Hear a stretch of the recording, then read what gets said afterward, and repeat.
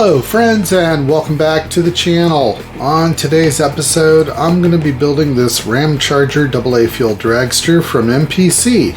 Now lately I've been watching a lot of vintage drag racing footage.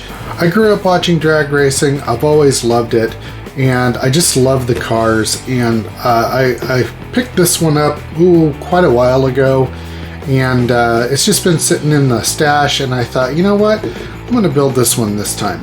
I recently built the Revell funny car Flashpoint, and that was really the only dragster funny car I have on the shelves now, so I wanted to add a couple more. This is one of them that I think would look good with it, so we're going to do this one up. I don't know if I'm going to paint it like it is on the box. I may do my own thing, not a real dragster, but just what is in my imagination. We'll see when we get there. But anyways, this kit was released by AMT back in 2021. It is a repop of an original kit, which I believe was issued by MPC back in 1971. It looks like, I'm not sure, but it looks kind of like there were several reiterations of this kit, but maybe not of the same kit. It wasn't clear, so I don't want to quote anything. If you know how many times this kit has been reissued, let me know in the comments. I'd really like to know. So this one here should be a pretty fun kit to build, and I'm really looking forward to it. So on the side of the box, we've got some individual images here of the engine, the frame, the body, the wheels. On the other side, we've got Tom McEwen's dragster and Don Prudhomme's dragster. And on the back, we have the normal round 2 MPC reissue stuff with all the parts in the box. It doesn't look to be too parts heavy, which is fine, but hopefully the quality of the parts is good. All right. Let me clear off the bench and we'll see what's inside. Okay, first thing out of the box is we have our chrome tree. This seems to be a really nice chrome tree. Got some really nice molded spoked wheels there. Transmission, blower, the rear wheels. So I'm probably going to unchrome some of this, but for the most part it looks really nice though. Alright, let's see what's next. We have one clear part, which is the windshield. In this bag we have our 2 body halves. Got a tree with our wheel backs, our racing seat, which, well, looks like it's got a lot of flash there, but maybe not too bad. Here we have our engine. 2 halves of the engine, the cylinder heads. Looks like drive shaft, parachute, rear end, some bracing. And we have the front section of the body.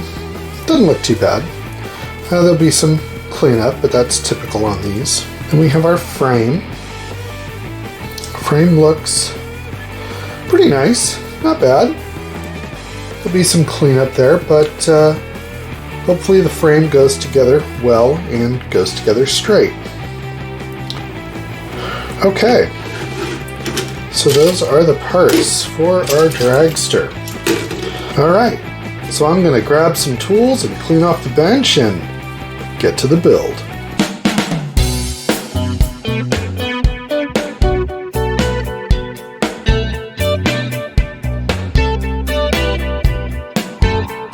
For my build, I'm going to remove all of the chrome from these parts.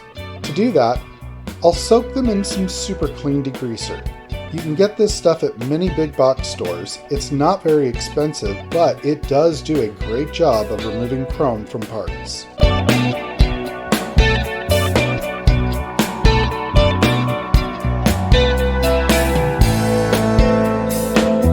The cleanup on these parts isn't really that bad. However, the fit, that's a different story, but more on that later.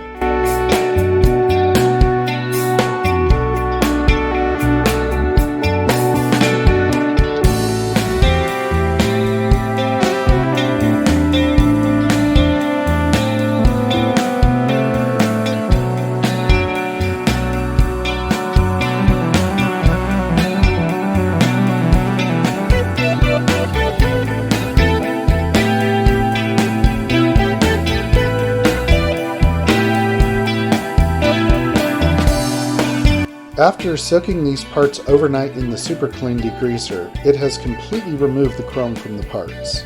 You'll want to make sure that you wash all of these parts in some warm, soapy water to get all of the degreaser off of them. After that, they'll be ready to prime and paint.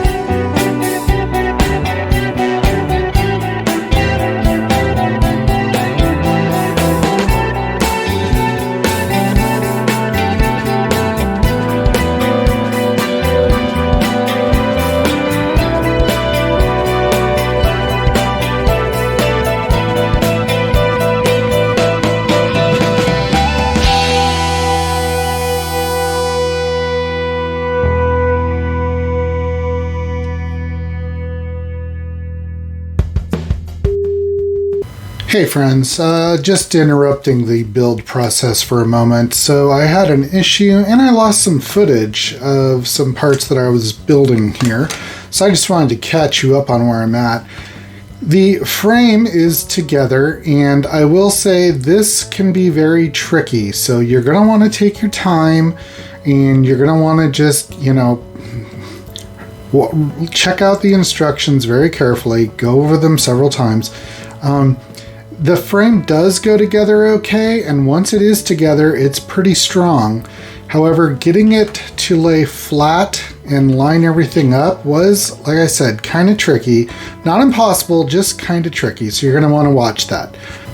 Also, due to the way that the body assembles on the kit, you can't really put the body together and sand out the details and then paint it after it's assembled. So I'm going to pre-paint this part by getting it together and then taping it closed, mask it off, do my painting, and then I will still have, a seam line when it's completed. But by pre-fitting this part and making sure everything is fitting well, that's going to be the secret to hiding most of the seam. Now, the mount points on this body are not really well lined up, so I removed one and I left this one. But what I did was I took some just styrene sheet and made some tabs, and they're all offset. So when the tabs go in, they'll help hold everything in place. If I can get on here. And see, everything's lined up this way. There's no big gap. There is a little gap on the bottom, but you're not going to see that, so I'm not too worried about that. But now I can sand and polish this down to where it's as minimal as possible. And then with it held together, I can mask off the areas I want to paint them, and then take it apart, assemble it on the frame when everything is done. And I should just have minimal seam lines, and I won't have to try to mask everything to paint the body after the car's put together. So now you're caught up. Sorry for the interruption, but now back to the build.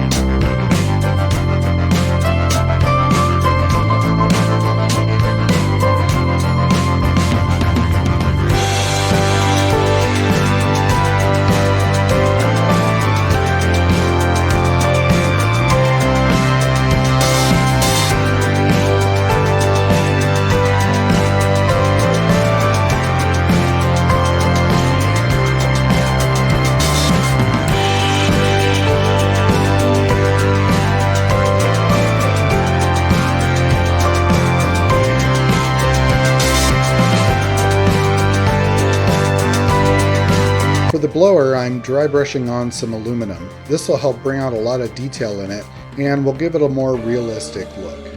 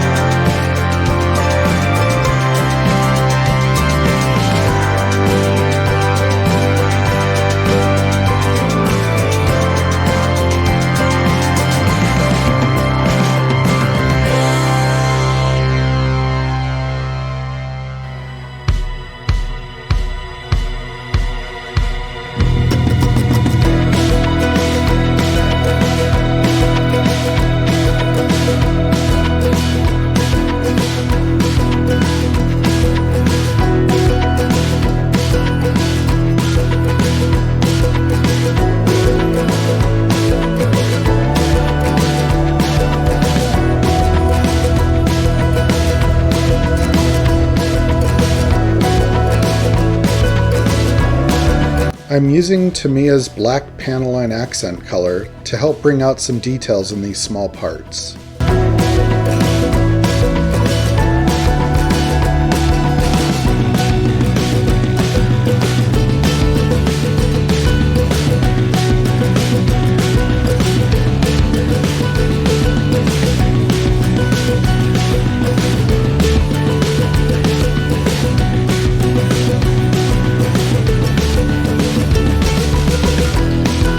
For the gold painted parts, I'm using Tamiya's brown Panaline accent color. This will work better with the gold paint and still bring out a lot of detail.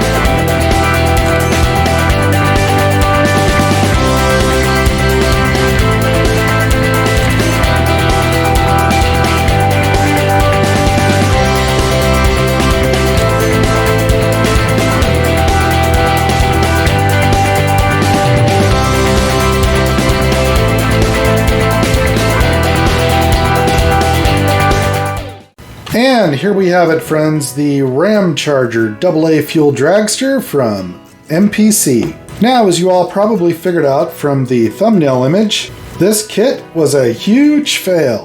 Now, before you all start roasting me down in the comments, let me explain myself. First of all, I do want to say that I am grateful for all of the companies re-releasing and redistributing these old kits. They are providing access to models we might otherwise not have. However, and this is just my opinion, kits like this one and others, plagued by poorly cast parts, tons of flash, fitment issues, terrible instructions, and overall poor designs, are not as beneficial to the hobby as one might think. Now, my concerns lie in the impact on the novice or first-time builders. These widely available and inexpensive kits have actually discouraged new enthusiasts, and for me, that's a problem.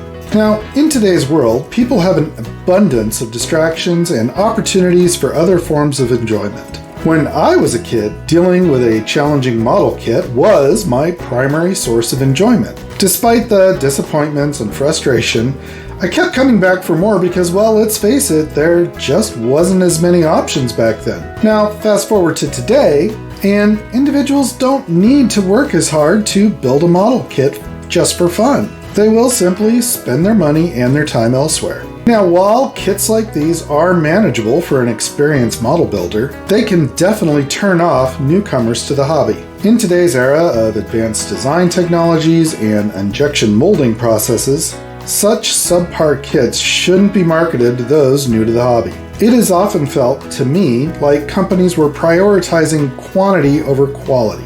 While I do understand the cost involved in re-engineering old kits, if there is no investment in improvement, then re-releasing these kits may not be the best approach. Now, it has always been one of the goals of my channel to spark interest in the hobby among new enthusiasts, fostering a passion that can be passed on to future generations. Unfortunately, kits like this one have had the opposite effect, and they will continue to potentially harm the hobby more than contributing to its growth. To enhance this hobby's appeal and longevity, it's important that companies should consider investing in quality improvements when re-releasing older kits. Now, I'm not saying they shouldn't re-release these older kits, but when they do, it needs to be clear that this particular kit or ones like them aren't for everyone. They should make it very clear on the box or in some other way that this is not a kit for a beginner and will require advanced building techniques. Now, I am happy to see that many companies are taking encouraging steps in reworking and repairing the old molds, using modern equipment and manufacturing processes, and even re-engineering some of the old kits, and I am very thankful for that. That is why I'm taking this opportunity to share my opinion with you, in hopes that new builders and old ones understand what they can expect from model kits like this one and others, and even the completely new designed ones. We should all work towards making the hobby enjoyable for everyone, from seasoned model builders to those taking their first steps into this fascinating world. As for this kit, based on my previous talking points, it does fall short in many ways.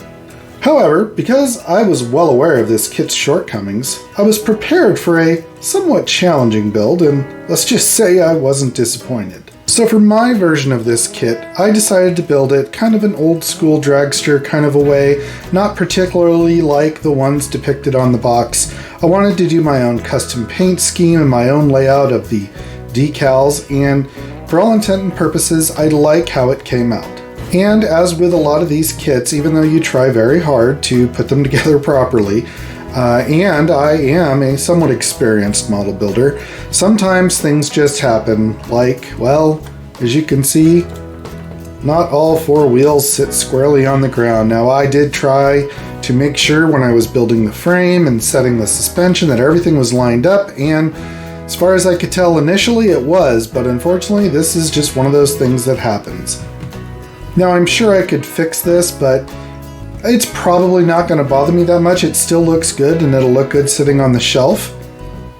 But for a kit of this era, that's kind of what you have to expect sometimes. Now, on a positive note, these decals, all of the images and the flat decals that you see here, they all went on really nice. They're nice and thick, they're clear, they're well printed, they go on well, they adhere well.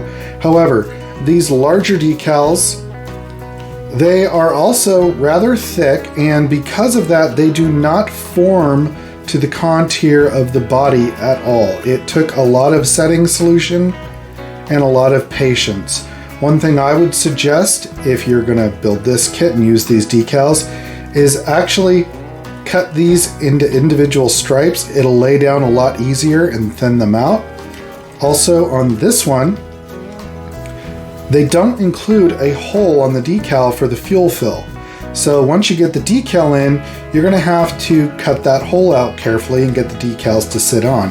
And again, it doesn't really want to stick and lay down very well. It will eventually if you take your time, but initially it was pretty challenging. Overall, I am happy with how the overall build looks.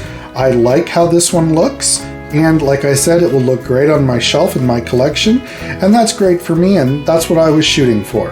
However, like I stated, this is not a kit for a beginner or new model builder. You definitely need some experience to build this kit if you want it to come out and look decent. So there we have it, friends, another completed build. I hope you found this video interesting and educational. If so, please give me a thumbs up. And if you haven't already, I'd really appreciate you clicking that subscribe button down below. It helps out the channel and I'd really appreciate it. Also, feel free to roast me in the comments. Let me know what you think. If you agree with me, disagree with me, think I'm a total nut job, whatever you want. I love hearing from you guys, and I just really like interacting with everyone in that way. And don't forget to check out my links down below for some really cool stuff. And also, there should be a QR code somewhere on the screen here where you can scan it with your phone and go pick up one of these for yourself. Well, that's going to do it for this episode, friends. I wish everyone a happy holiday season, Merry Christmas, Happy New Year's. I'm really looking forward to some great things with the channel in the coming year, and I'd love to have you all stick around and join me for that. So until next time, everyone be safe out there and go build something.